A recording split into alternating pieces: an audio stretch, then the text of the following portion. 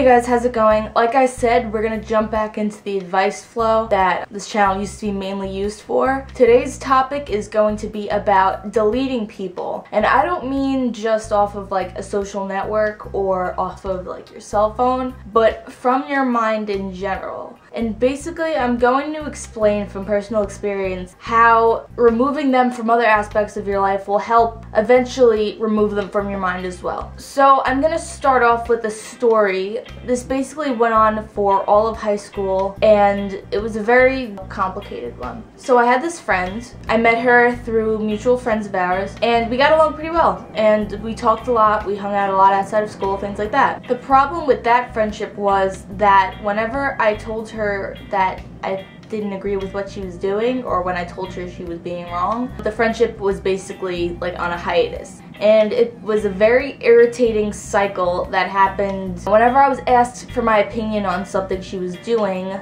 like, oh, do you think I should go out with this guy, or blah blah blah. If I said something that she did not want to hear, we would either not talk for like a good week until she said like, I'm sorry, I need you, I miss you, or not talking for a few months, and then her trying to, but me really just kind of ignoring her existence because I did not appreciate the reaction I got out of giving her what she wanted, giving me an honest opinion of what she should do. So this literally went on for 4 years. The last time it happened was the beginning of last year when I was a senior. Just recently, she tried to get in contact with me again. I haven't seen her since graduation. I didn't talk to her on graduation. I haven't talked to her in about a year, I think, just because it was not a healthy friendship. It really frustrated me to know, you know what? We did have a lot of good times and we talked so much, but it's just impossible to have a healthy friendship because I wasn't allowed to say how I felt. And it wasn't even like I was giving an opinion when it wasn't asked for. Everyone always came to me for advice. I would tell them what I honestly felt they should do. And if you're not going to agree with me, just say, you know, I don't agree with you. Fine. You don't have to take my advice. If you ask for it, I'll give it to you. You don't need to apply it to your entire life. I just want to let you know that that's how I feel. Use it as another option if you need to. But with this, it was like I wasn't even allowed to say how I really felt. It was as if I was supposed to sugarcoat everything just to make the other person feel better. And I wasn't going to do that because that's not a real friendship. Real friendship is when you'll tell them, you know what, you're being stupid. I care about you and I don't want you to do something stupid. For doing that, I got shit on. The point of this is that I always went back. I ran back to the friendship. I said, you know what, we've had so much going on together. I miss you. I'm willing to put up with the fights every now and again. Even if they weren't a normal like disagreement on something and don't talk for a day, it was more like don't talk for months at a time and stuff like that. I was willing to put up with it. But the thing was, I shouldn't have been willing to put up with it. And I'm glad that finally during my senior year I came to that realization. Just the main thing that I've discovered from seeing this happen so many times in my life is that it doesn't matter if you have like a million people by your side.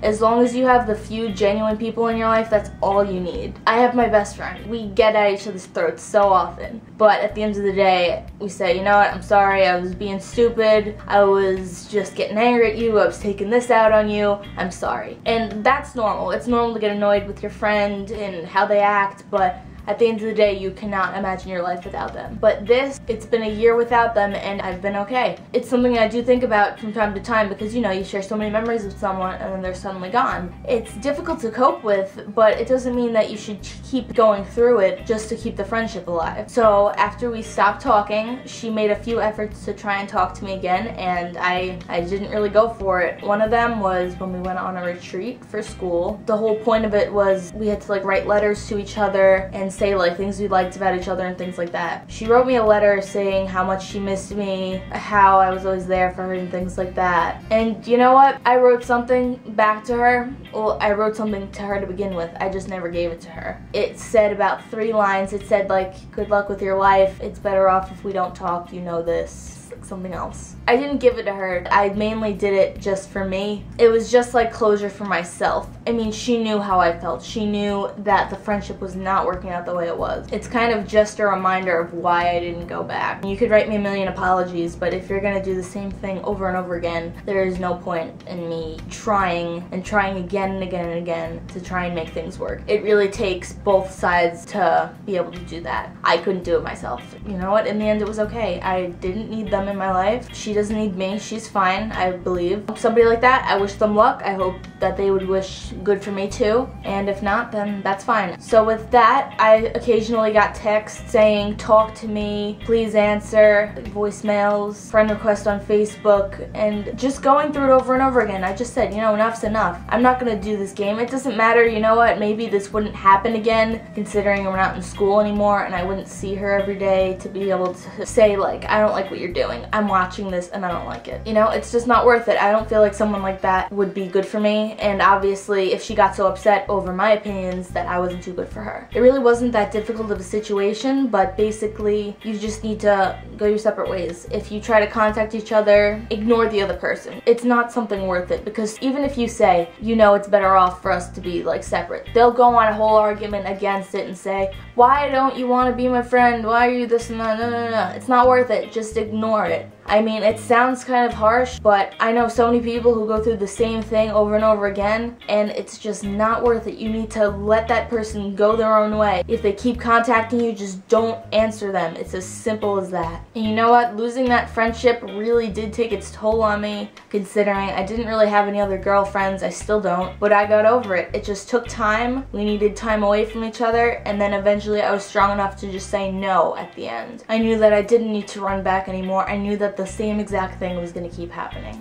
Just the other day was the first time I mentioned it to someone. I said, oh, whatever happened to so-and-so? You know, just out of curiosity, and that's like as much as it can stay. If it ever goes beyond that, the same thing will happen again and again. There are just certain parts of your past that need to stay dead and buried. And I think that certain friendships belong in that area. I have my whole life ahead of me. I have a whole life of new people to meet, different things to come across. Why should I waste my time now worrying about the people from high school, most of which I'm never gonna see again, that I'm never gonna have to deal with ever again? Why should I worry about them? I should focus on my future. I should focus on what's ahead of me. I see so many people wasting their lives sitting on their computers, on their phones, trying to get into these people's lives and stay there desperately, no matter how bad they're getting hurt and abused. You know what? This story I talked about, it wasn't that bad. I wasn't getting beaten and I wasn't crying every night, but it wasn't good for me. And it's not good for people who have to deal with that day in and day out. And I just want you to think about that every time, you know, that ex-boyfriend or ex-girlfriend runs back after you know that they've mistreated you, or that friend that will continue to be manipulative and ruin your life and things like that. Don't let other people trap you. You're the future, and you don't want to be stuck in the past. So thank you for watching, and I'll see you next video. Bye.